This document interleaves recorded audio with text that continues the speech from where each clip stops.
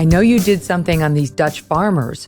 And I realize that to most folks here, it's like the Netherlands. I've joked before about how the whole thing confuses me.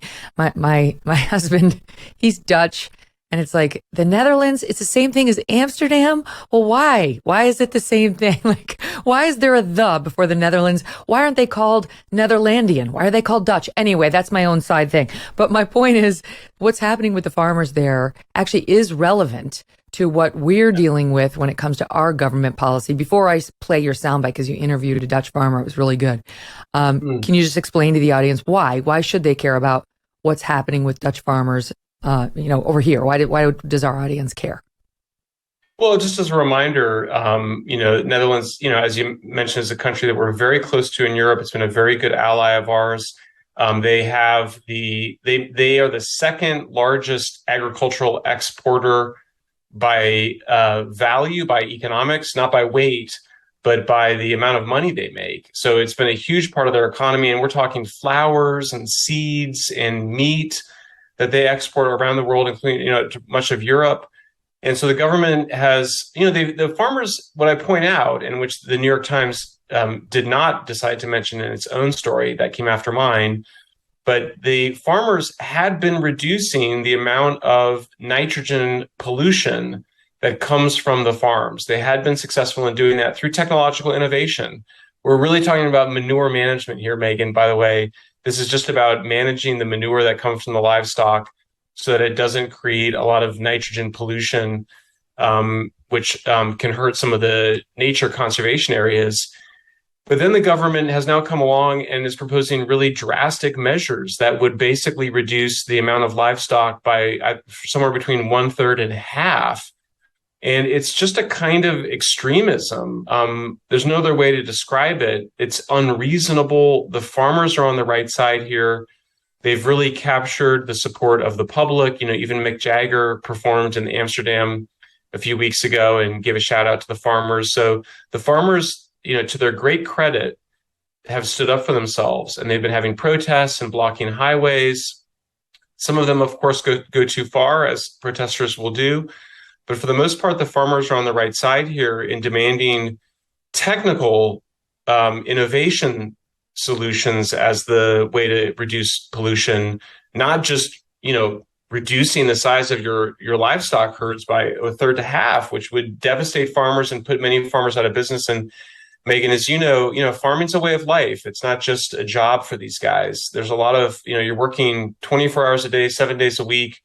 My mom's family comes from farming. It's really hard work, but they do it because they love it and they love the animals. And so I don't know what clip you're going to show, but, when I would ask the farmers, the Dutch farmers, and these are these huge guys, they're like, everyone's like really tall. They're really well fed over many years. Why they loved farming, they would get choked up and they would almost start to cry because stand by. Okay. We have that. We've got a little clip of you interviewing one of these guys. And just to get into it, I mean, as you talk about the reduction in livestock, this is AOC's dream. I mean, this is Green New Deal stuff. This was her dream of getting rid of all farming. Farmers in the Netherlands, this is from your Substack, reduced nitrogen pollution, so our audience knows, by nearly 70%. The government said that's not good enough.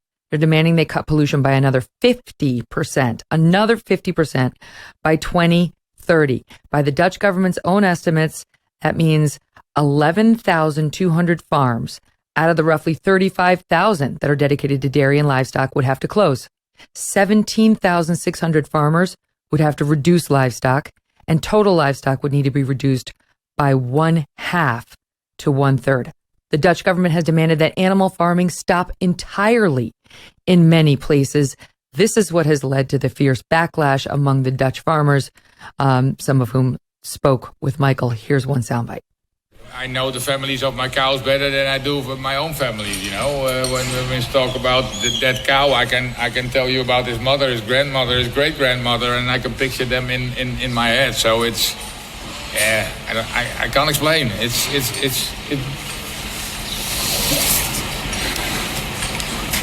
It's deep. You love them?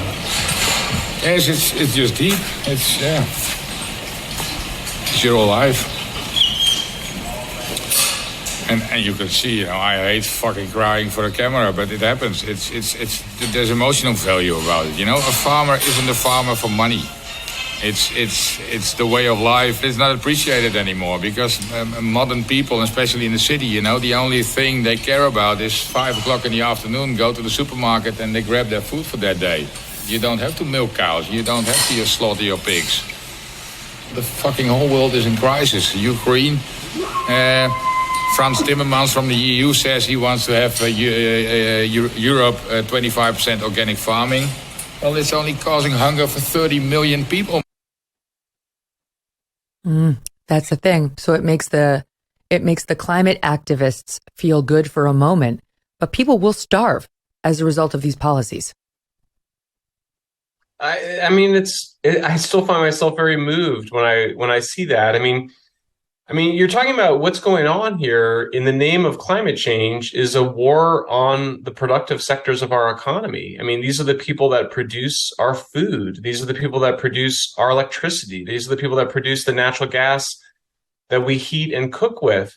What are we doing here? I mean, it's like if you were just to arrive on the scene from another planet, you'd be like, why are you trying to destroy the livelihoods of the people who make your lives possible? Right. That's what I mean by nihilism. It's at a certain point, it's without rhyme or reason. It's a kind of extremism. It's a kind of religious radicalism. It's obviously self-defeating. I mean, I think people are looking at Greta Thunberg in a new light now. They're looking at Al Gore and John Kerry in a new light. I mean, these are some of the most privileged, wealthiest people in the world, or AOC you mentioned, and here they are, these are people that have never, produced food. These are people that have never produced energy or electricity. And here they are attempting to really put down and, tax and regulate out of existence these people that they depend on. I don't know. I think it's a kind of collective madness. I don't know any other way to describe it. Like so many people, I am eating healthier these days, and that is the reason why I love good olive oil. And by good, I mean fresh. Olive oil packs the most flavor and healthiest nutrients when it's fresh from the farm. Did you know that? You probably just grab it off the grocery store shelf like I was doing. And that's the problem though, okay? Because supermarket olive oils are not fresh. And that actually makes a difference. They can sit on the shelf for months, growing stale and kind of lame. You don't even know that there's another gear olive oil can shift into. And that is why I love my olive oil direct from small award-winning farms, thanks to a guy named TJ Robinson, also known as the olive oil hunter. Now, when I first tasted TJ's Farm Fresh oils, I fell in love with them. First, they sent me a bottle. I was like, olive oil, it's kind of all the same. No, it is not. You got to put this stuff on anything. Put it on salad, put it on veggies, pasta, meat, fish. You will taste the difference. As an introduction to TJ's Fresh Pressed Olive Oil Club, TJ is going to send you a full-size bottle. It's worth $39 of one of the world's finest artisanal olive oils, fresh from the new harvest, for $1.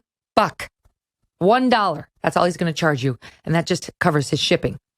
Best of all, with TJ's Club, there's never a commitment to buy anything, now or ever, and you can cancel your membership at any time. So get your free $39 bottle for just $1 shipping and taste the difference freshness makes. Go to harvestfreshnow.com. That's harvestfreshnow.com for a free bottle and pay just $1 shipping. harvestfreshnow.com.